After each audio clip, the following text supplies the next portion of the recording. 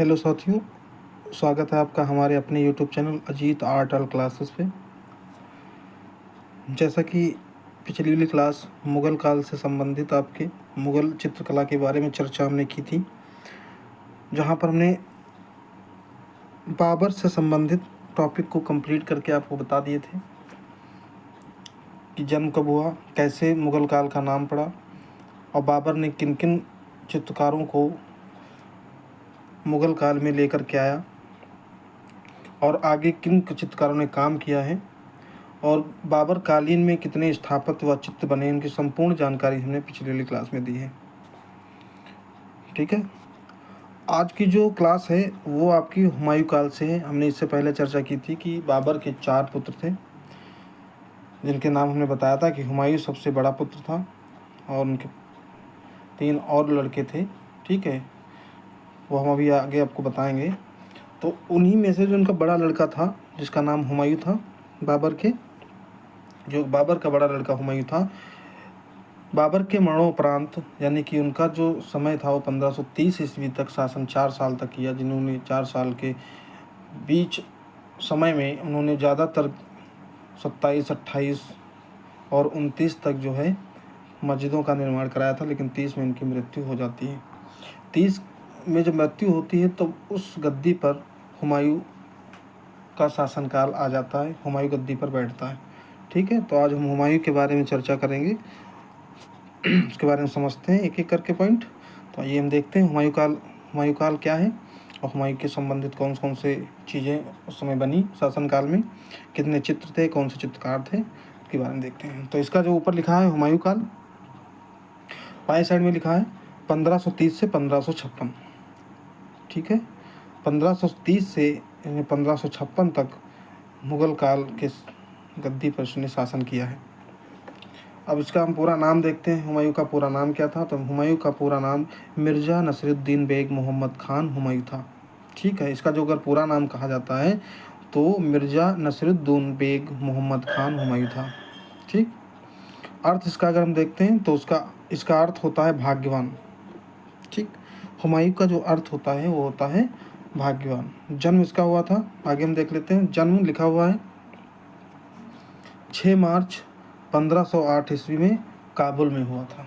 ठीक है, 6 मार्च 1508 ईस्वी में काबुल में इसका जन्म हुआ था। अब हम इसके पॉइंट एक एक करके बताते चलते, आप लोग समझते जाइए। तो नंबर 1 पॉइंट लिखा है, हुमायूं बाबर का सबसे बड़ा पुत्र था। जैसा कि मैंने भी बताया था, हुमायूं बाबर का सबसे बड़ा पुत्र था। इसके 3 और भाई थे, जिसके नाम क्रमशः कमरान, अस्करी, हिंदाल। ठीक है, ये 3 अन्य भाई थे हुमायूं के। ठीक है, अब आगे हम देखते हैं। नंबर 2 पॉइंट पे लिखा है हुमायूं की पत्नी का क्या नाम था, वो भी हम देख लेते हैं। तो हुमायूं की पत्नी का नाम था हमीदा बानो बेगम था। ठीक है, तथा बहन का नाम गुलबदन बेगम था। ज़्यादातर जो है प्रश्नों का कहीं ना कहीं अगर वर्णन मिलता है तो इसकी बहन का नाम आता है, क्योंकि इसकी बहन ने हुमायूं के लिए कुछ बनवाया और उसको चित्रित करवाया था, उसकी हम चर्चा भी आगे करेंगे, इसलिए इसकी बहन का नाम याद रखिएगा, गुलबदन बेगम। ठीक है, तीसरा पॉइंट लिखा गया है, हुमायूं ने 1533 ईस्वी में दीन पनाह, ठीक है, दीन पनाह भवन जो दीन पनाह नामक नगर की स्थापना की। ठीक, 1533 में दीन पनाह नामक नगर की स्थापना की, यानी कि जब ये शासनकाल यानी कि स्टार्ट हो गया था, उसके तुरंत बाद इसने दीन पनाह नगर की स्थापना की थी। आगे हम देखते हैं नंबर 4 पॉइंट पे। तो नंबर 4 पॉइंट पे लिखा है, 1540 ईस्वी में आगरा एवं दिल्ली के युद्धों से शेर शाह सूरी से हार गया। ठीक है, समझते जाइएगा, और उसे भारत से अपना शासन त्यागना पड़ा। यानी 1540 ईस्वी में आगरा एवं दिल्ली के युद्धों से शेर शाह सूरी का जो युद्ध हुआ था हुमायूं से, तब वो हार गया था और इसको जो है भागना पड़ा और भारत जो है शेर शाह सूरी के अधीन में आ गया था। ठीक है, उसको इस वजह से भारत को त्यागना पड़ा। लेकिन 1555 ईस्वी में, यानी कि 15 साल बाद फिर ये वापस आया। 1555 ईस्वी में इसने पुनः भारत पर शासन स्थापित किया, फिर युद्ध में इसने भारत को जीत लिया था। ठीक है, उसके एक साल बाद 1556 ईस्वी में दीन पनाह भवन जो था, दिल्ली का पुराना किला जिसको हम कह सकते हैं, दीन पनाह भवन जो है दिल्ली का पुराना किला, वहाँ पे पुस्तकालयों की जो पुस्तकालय था या पुस्तकालय है, पुस्तकालय की सीढ़ियों से गिरने के कारण इसकी मृत्यु हो गई थी। यानी दोबारा इसने भारत पर 1555 ईस्वी में अपना अस्तित्व जमा लिया था, ठीक है, फिर अपना शासन स्थापित किया, लेकिन तत्पश्चात एक साल बाद इसकी दीन पनाह यानी कि पुस्तकालय से उसकी सीढ़ियों से गिरने की वजह से इसकी मृत्यु हो गई थी। ठीक है, आगे हम देखते हैं नंबर 7 पॉइंट पे लिखा है, हुमायूं की आत्मकथा हुमायूंनामा की रचना इसकी बहन गुलबदन बेगम ने फारसी भाषा में की है। अभी हमने इससे पहले नाम बताया था कि याद रखिएगा, इसकी जो बहन है इसने हुमायूंनामा की रचना की थी फारसी भाषा में। ठीक है, जो हुमायूं की आत्मकथा है वो हुमायूंनामा में इसकी बहन ने फारसी भाषा में वर्णन किया है। अगला हम पॉइंट देखते हैं नंबर 8। तो नंबर 8 में लिखा है,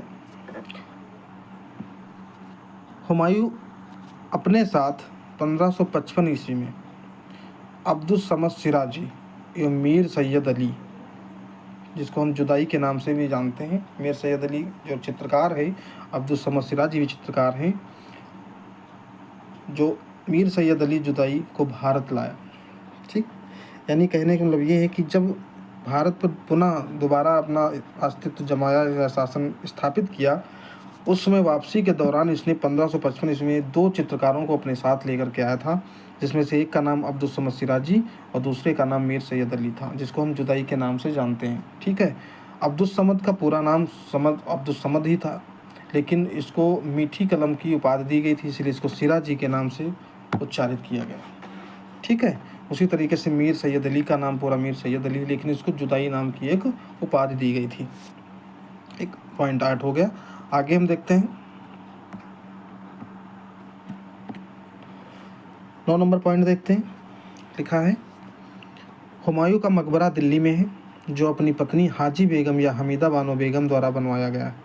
हुमायूं की जो मकबरा है वो दिल्ली में है, जो उसकी पत्नी ने बनवाया था। ठीक है, नंबर 10 पे देखते हैं, यह मकबरा मुग़ल वास्तुकला का दिल्ली में प्रथम उदाहरण है जो अष्टपहलू है। ये पहला ऐसा मुग़ल काल का वास्तुकला यानी कि भवन निर्माण या कह सकते हैं कि वास्तुकला से निर्मित जो मकबरा था, ये पहला ऐसा उदाहरण था जो अष्टपहलू में बना हुआ है। ठीक है, उस समय का अष्टपहलू का यह प्रथम उदाहरण था। नंबर 11 पॉइंट देखते हैं, मार्ग एवं सराय के दौरान, मतलब जाते हुए जब कहीं पे एक ऐसा प्रसंग हुआ था कि जब हुमायूं अपने प्रवास काल के दौरान निकलता था, यानी कि सराय की मतलब वही होता है टहलने के लिए, आप कहीं पे शिकार करने के लिए, तो उस समय क्या करता था, कबूतर को पकड़ करके उस पर चित्र बनवाता था, यानी कबूतर को सामने देख करके उसके चित्र को बनवाता था। तो वही है, मार्ग एवं सराय के दौरान चित्र बनाने वाला प्रथम बादशाह था ये। ठीक है, जो अपने प्रवास काल के दौरान कबूतर को पकड़ करके उस पर चित्र बनवाता था। ठीक है, 12 पॉइंट देखते हैं नंबर, दास्तान हमीर हमजा और नासिर उल असर हुमायूं के समय की महत्वपूर्ण पोथियाँ या ग्रंथ कह सकते हैं। ठीक है, पोथियाँ कह सकते हैं। तो दास्तान हमीर हमजा, नासिर उल असर हुमायूं के समय की महत्वपूर्ण पोथियाँ, ये आपकी हुमायूं से संबंधित कुछ पॉइंट थे जो आपके चित्रकला से संबंधित हैं। ऐतिहासिक चित्रकला की जो नज़र में जो चीज़ें हैं, जहाँ से प्रश्न बन के आते हैं, तो ये सारी चीज़ें जो थी वो हुमायूं से संबंधित पॉइंट थे। तो ज़्यादा बड़ा नहीं है हुमायूं के बारे में, थोड़ा सा सरल है और 10-12 पॉइंट हैं, आप लोग एक बार में पढ़ के समझ सकते हैं, रटने की ज़रूरत नहीं, एक बार समझ लीजिए, आपको कुछ याद करने की ज़रूरत नहीं पड़ेगी।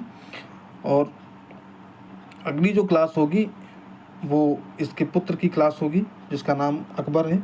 अकबर के बारे में संपूर्ण जानकारी लेंगे आके और देखेंगे उसके बारे में क्या क्या है। आज की जो क्लास है ये हुमायूं से संबंधित पूरी संपूर्ण आपको हमने बता दी है। और आप लोग वीडियो को ज़्यादा से ज़्यादा शेयर करिए, कमेंट करिए, लाइक करिए, ठीक है, दूसरों को भेजिए, जुड़वाइए। और आने वाली जो क्लास होगी तब तक के लिए सभी को हमारी तरफ से राधे राधे।